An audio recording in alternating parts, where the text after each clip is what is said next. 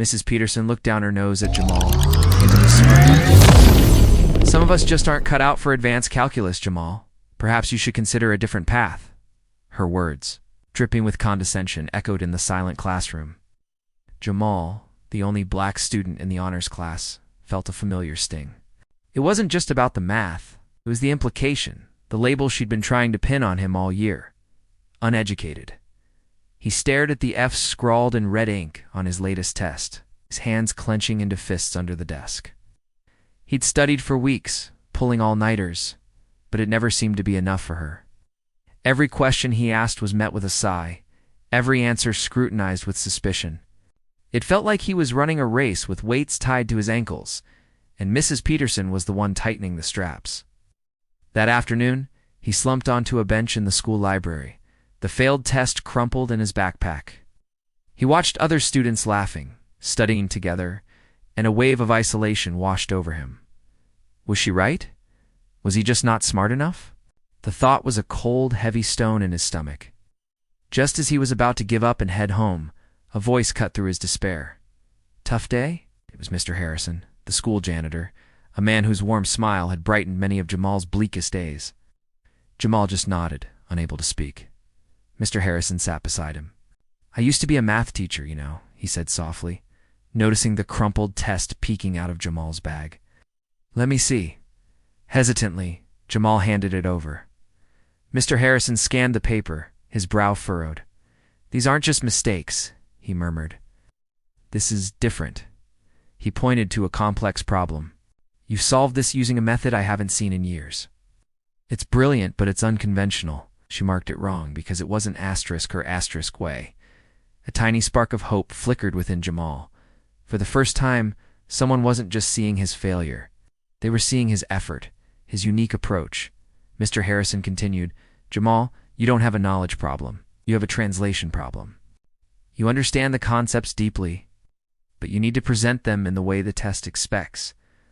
Over the next few weeks, the library became their sanctuary. After his shift, Mr. Harrison would meet Jamal, armed with old textbooks and a whiteboard. He didn't just teach Jamal formulas. He taught him the language of standardized tests, the structure of exam answers, and the confidence to trust his own mind. He broke down complex theories into simple, elegant concepts, showing Jamal how his intuitive methods were connected to the classic ones. See, Mr. Harrison would say, his eyes twinkling, oh, you knew it all along. You just needed the right key to unlock it. Meanwhile, Mrs. Peterson's disdain only grew. She'd make snide remarks in class. Don't forget the final exam is cumulative. It separates the wheat from the chaff.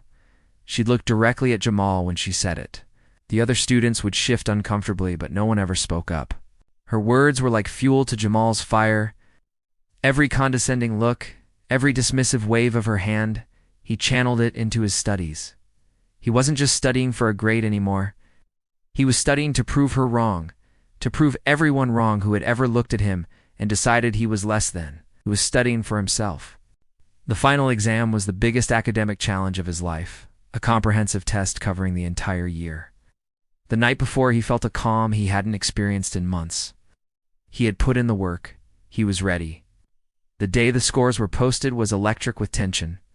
Students crowded around the notice board outside the principal's office. Jamal stood at the back, his heart pounding. He saw his classmates' face, some elated, some disappointed. He squeezed through the crowd, his eyes scanning the list for his name. He found it, and next to it, a number that made him gasp. 100%, a perfect score. But that wasn't all. A small asterisk led to a note at the bottom of the page. New school record. A hush fell over the hallway as people noticed. Whispers turned into murmurs. Jamal? No way. A perfect score in Peterson's class. He had not only passed, he had shattered a record that had stood for over a decade. He felt a dizzying mix of shock and pure, unadulterated joy. He had done it. Later that day, Mrs. Peterson called him to her desk after class. The usual smirk was gone, replaced by a look of stunned disbelief. She held his test paper in her hand, staring at it as if it were a foreign object. I don't understand, she stammered, looking up at him. How did you do this? Jamal stood tall, looking her directly in the eye. The fear and self-doubt she had instilled in him were gone, replaced by a quiet, unshakable confidence. "I studied," he said simply. "And I had a great teacher." He didn't say who. He didn't need to rub it in. The score spoke for itself. He turned and walked away, leaving her speechless in the silent classroom. As he walked down the hall, he saw Mr. Harrison leaning against a locker at the far end, holding a broom. Their eyes met, and Mr. Harrison gave him a slow, proud nod. It was a victory they shared, a testament to the fact that greatness can be found anywhere. And true educators don't always stand at the front of a classroom. Jamal's journey was far from over. But he had learned the most valuable lesson of all. Never let anyone else's definition of you become your reality. His perfect score wasn't just an answer to a math problem. It was the answer to a question he had been asking himself his whole life. And the answer was, you are more than enough. Thanks for watching. If this story inspired you, please like, share, and subscribe for more.